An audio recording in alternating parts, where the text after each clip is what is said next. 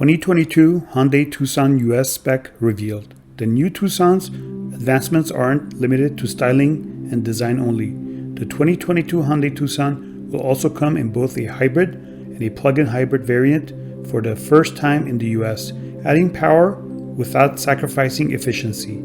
The standard engine in the 2022 Tucson will be Hyundai's 2.5-liter inline four-cylinder, which the company estimates will deliver 187 horsepower and 178 foot-pounds of torque. An 8-speed automatic is the only transmission available with a direct injection base engine.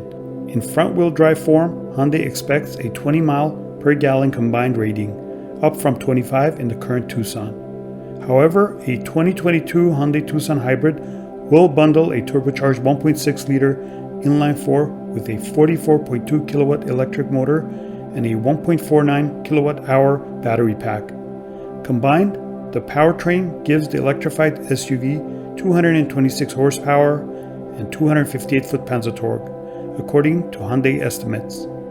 That's quite a bit more than the 192 horsepower found in Sonata Hybrid or the 139 of the Elantra Hybrid, which should give the Tucson pretty nice performance.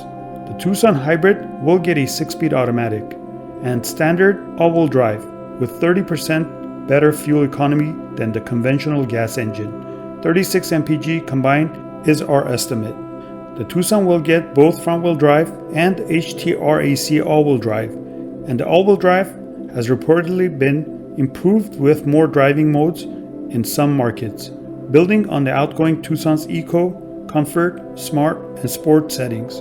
The 2022 model adds mud, sand, and snow. The 2022 Hyundai Tucson goes on sale in spring of 2021 in gasoline and hybrid forms, with the plug-in hybrid following in the summer. The new Tucson should cost a bit more than the current SUV.